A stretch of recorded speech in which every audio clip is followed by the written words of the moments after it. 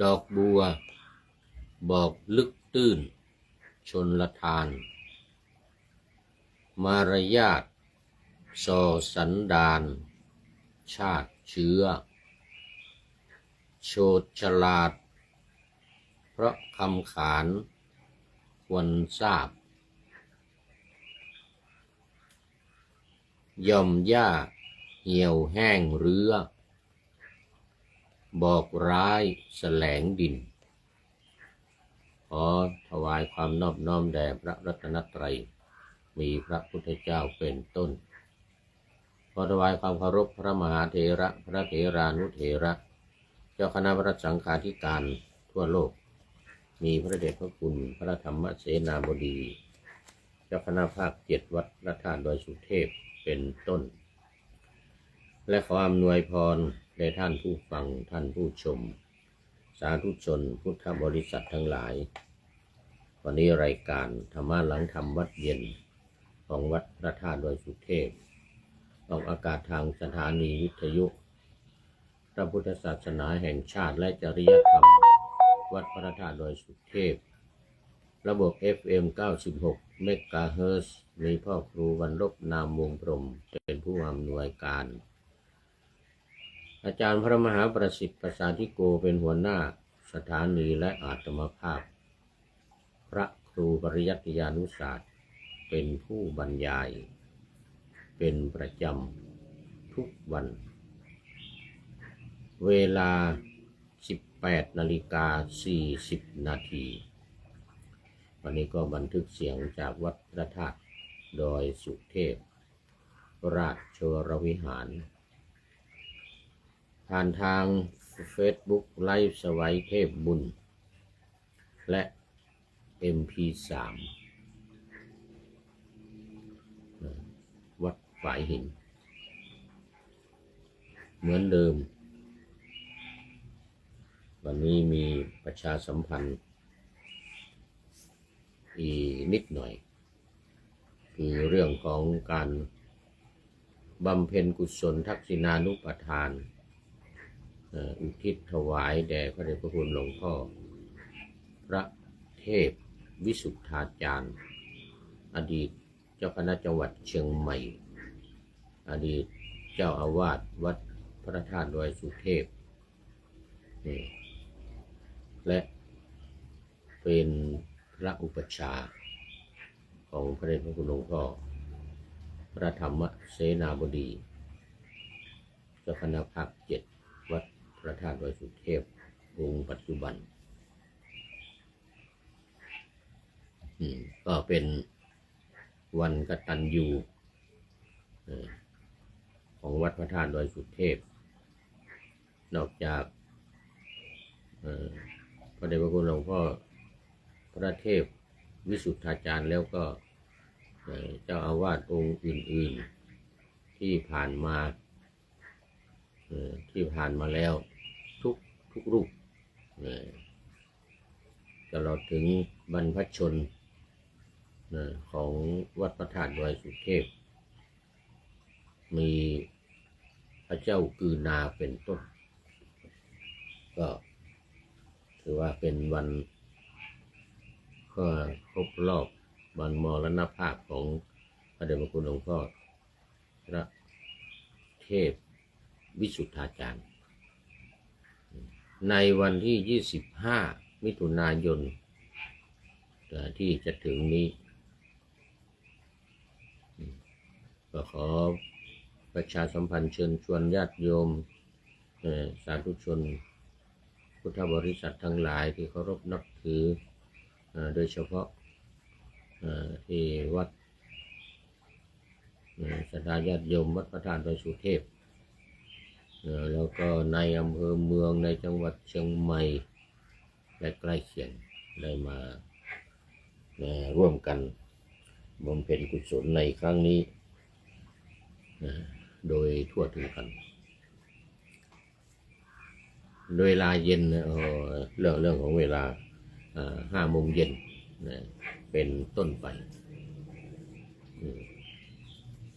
ที่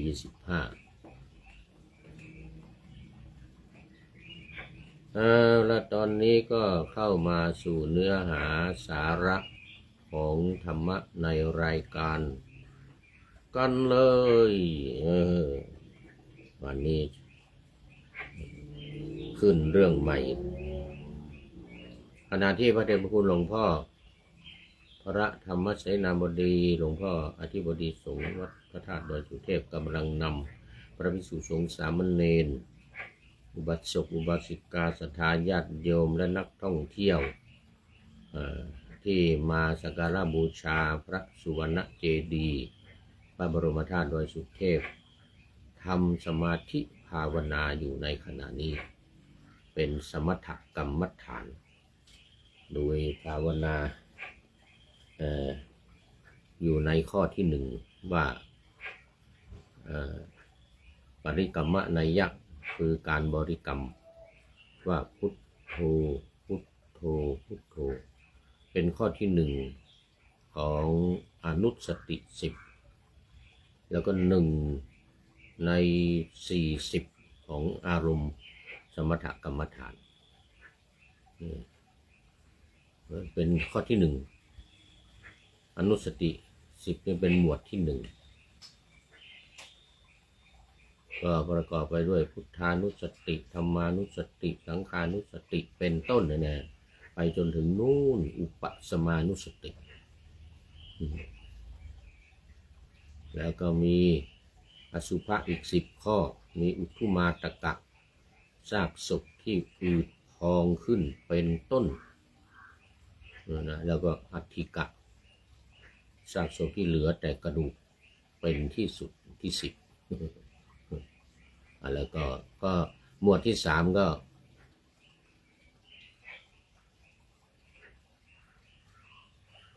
อะไรหมวดที่3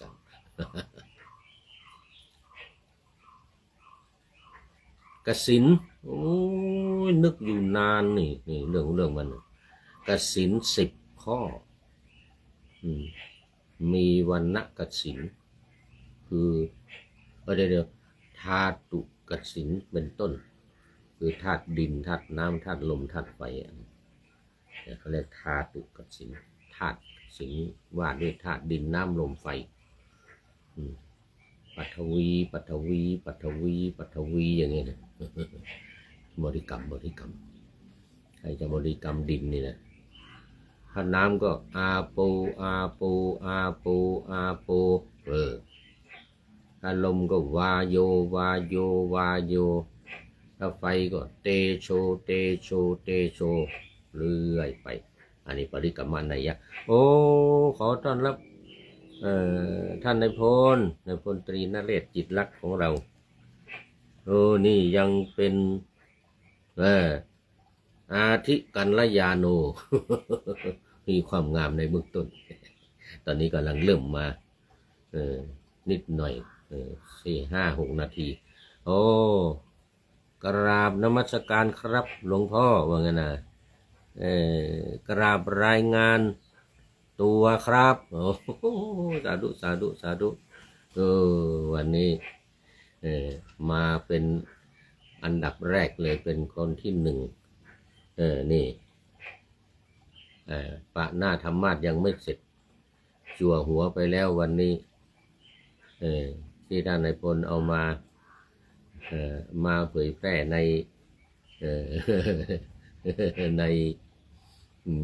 ใน Facebook ในโปรไฟล์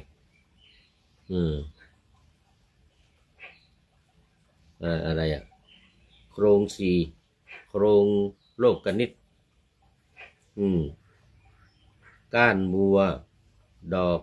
ลึกตื้นชนละทานเนี่ยของโลกนิตท่านนายพลนำมาเผยแพร่โอ้โมทนาเป็นอย่างยิ่งตามมาด้วยคุณโยมพิษสมัยศรีเทพธรรมรงค์ก็ยังเป็นอาทิกัลยาณีเป็นผู้ที่มีความงามในเบื้องต้นโอ้โมทนาคุณโยมพิษสมัยจากลำปางจังหวัดลำปางท่านนายพลตอนนี้ไปอำเภอเสนาจังหวัดอยุธยาไม่ทราบกลับหรือยังเนาะเนี่ยยังอยู่ที่ อยุธยาหรือเปล่าหรือว่ากลับมาเชียงใหม่แล้ว โยมพิสมัยก็อยู่ลำปางนะมาเป็นยังอยู่ต้นยังอยู่ต้นของรายการแต่อีกสัก5 นาทีนี่จะเป็นมัชเชกัลยาณังแล้วโยมพิสมัยบอกว่ากราบไหว้สาเจ้าท่านพระครูติดตามธรรมะติดตามธรรมอยู่นะอยู่เจ้าสาธุสาธุสาธุเจ้าโอ้ดีใจติดตามรับฟังเนี่ย ธรรมะของพระพุทธเจ้าตรัสไว้อย่างวันนี้ก็เอามาจากพระไตรปิฎกนะนี่ในยังไม่ได้เขียนตัวใหญ่มหาวารวักสังยุตตนิกายพระสุตตันตปิฎกเล่มที่19หน้า520ข้อที่1654โอ้นี่หลักฐานยืนยันจากมหาวารวักสังยุตตนิกายนิกายที่1 2 3นิกายที่3ในจำนวน5นิกายนะทีฆนิกายที่1มัชฌิมนิกาย2สังยุตตนิกาย3อังคุตตรนิกาย4แล้วก็คุทธกนิกายที่5ในจำนวนพระสูตร25 เล่มพระสูตร25 เล่มนี่นะวันนี้เรื่องเจริญสมาธิแล้วจักรู้ได้ตามเป็นจริงนี่การเจริญสมาธิ จะรู้ได้ตามเป็นจริงเจริญไม่ว่าจะเจริญแบบไหนจะเจริญแบบสมถะ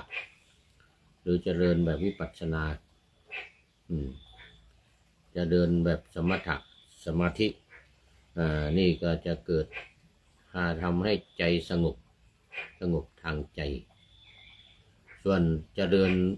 สมาธิแบบวิปัสสนาจะสงบกิเลสสงบนี่2 อย่างต่างกันนิดหน่อยสงบทางใจก็ใจสงบภายในเป็นอุปจารสมาธิอัปปนาสมาธินู่นเลยส่วนสมาธิของวิปัสสนาก็เอาสมถะมานิดหน่อย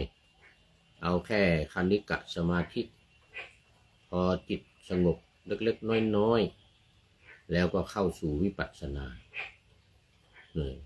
การเข้าสู่วิปัสสนาที่จะได้สมาธิมีจิตสงบจากกิเลสไม่ใช่ว่าสงบทางใจก็ใจนี่แหละสงบแต่ว่าสงบจากกิเลสมีราคะโทสะโมหะหรือสังโยชน์10 ประการมีสักกายทิฏฐิเป็นต้นนู่น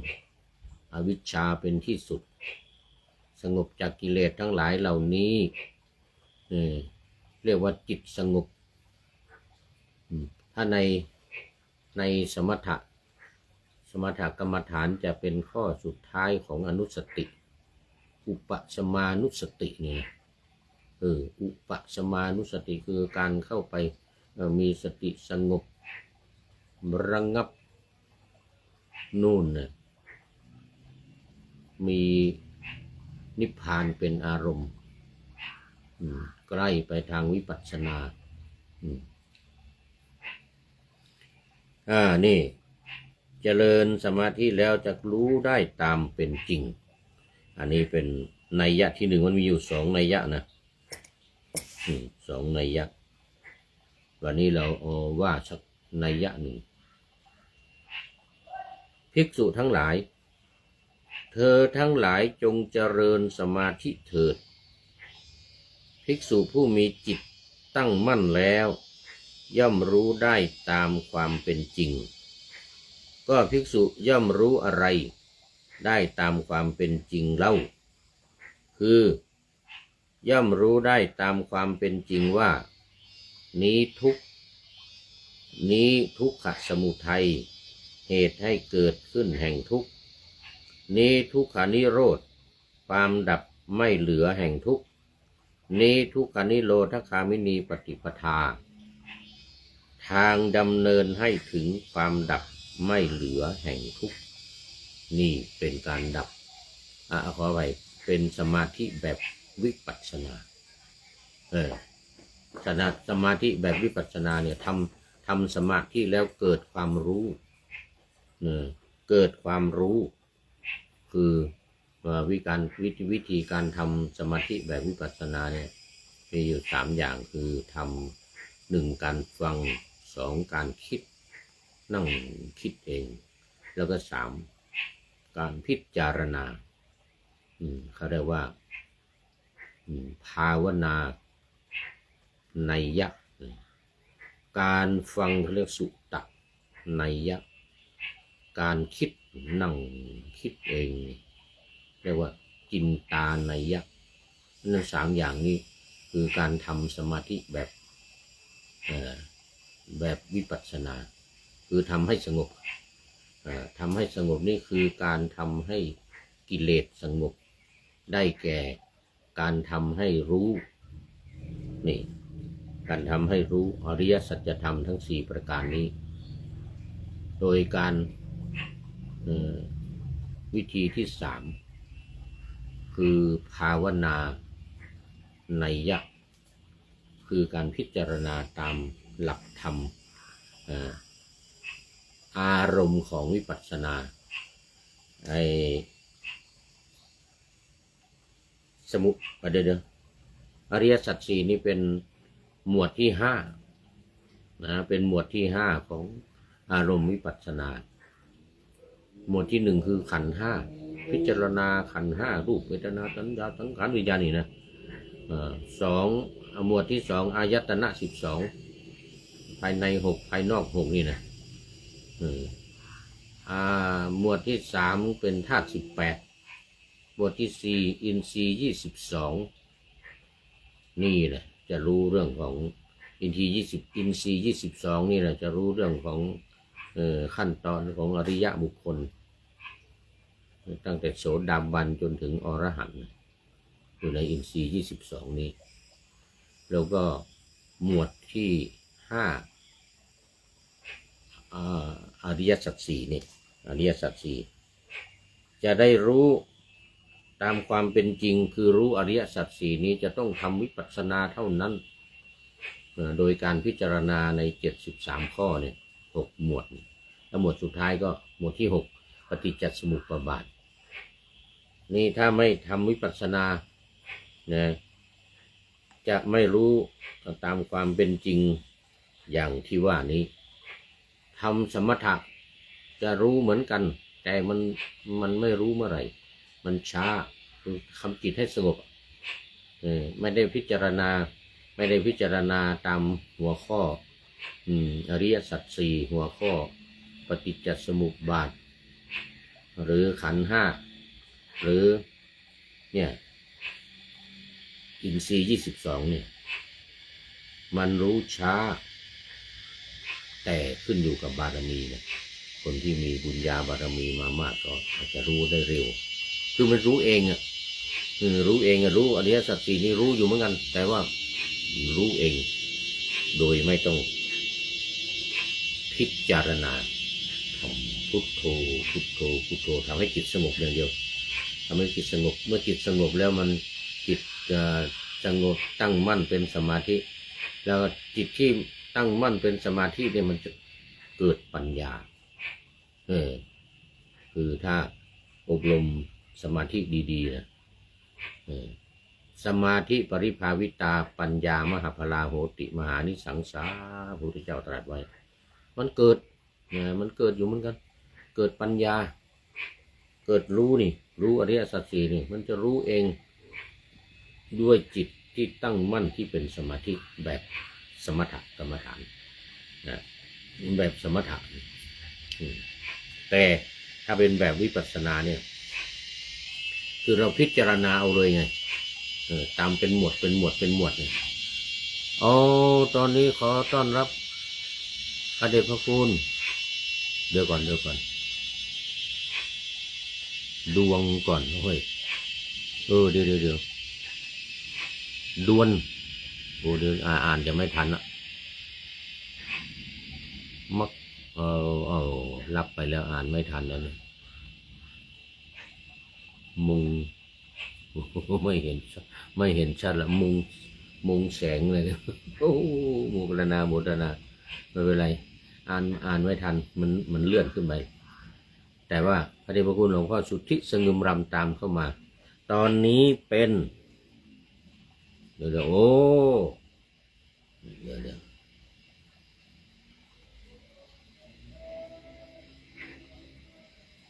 ปริโยสานะมันจะหมดเวลาแล้วเนี่ย